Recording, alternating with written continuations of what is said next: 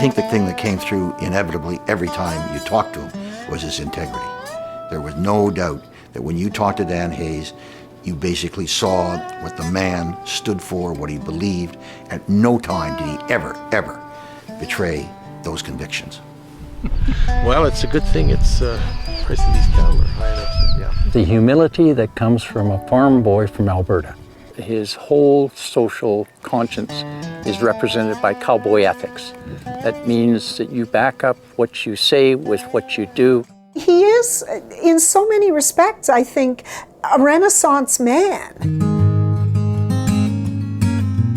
I lived on a farm and was raised on a farm on the outskirts of Calgary, the south side, raised with Japanese families who did much of the farm labor. During the war years and immediately after, the Japanese families had a difficult time in Caucasian communities, and I was aware of that, and it was a great lesson that I learned in terms of you respect people for who they are and what they are, not their ethnicity. Maybe the most important thing that happened to me was to move from Calgary to Edmonton for 4 academic years. My political values, my decision as to a good spot for me on the ideological spectrum, all were a product of my time at the University of Alberta. Our fathers were friends. They were both cabinet ministers, and so I probably met him much earlier, but the time that I remember best is we went to law school together. He loved the University of Alberta.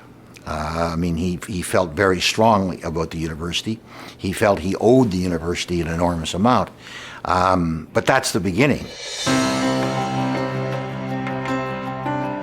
It really is the leadership he showed in the Senate, the leadership he showed in talking about the rights of Japanese Canadians. It was a strong part of who he was. And he obviously went to Japan a number of times, and I would say that he's probably one of the leading Canadians in terms of what we should be doing in terms of Japan, but also in terms of Asia. I think justice and the pursuit of justice is a strong motivator for Dan. He was emblematic of civility and grace and dignity and treating people with respect and trying to find ways through disputes and differences and not personalize those disputes and differences. Probably part of that was due to being brought up in a political family. Part of it was due undoubtedly to his time as a lawyer at McLeod-Dixon.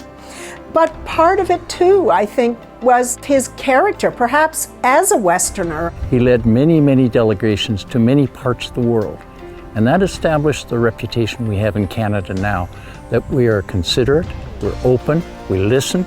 That is very much how I see Dan. Tremendous love of this province. He and his family with one of the longest histories in this province. But understanding that the province was part of something bigger and greater, which was Canada.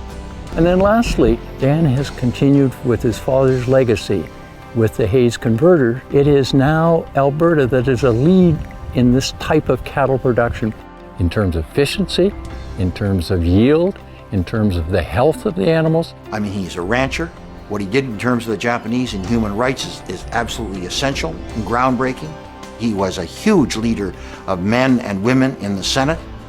He had great vision.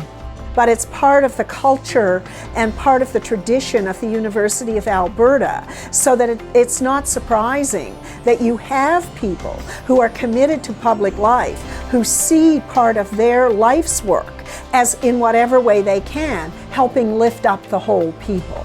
No, I think Dan Hayes is the complete package, except for one thing. I wish he understood that the Montreal Canadiens are the best hockey team in the country.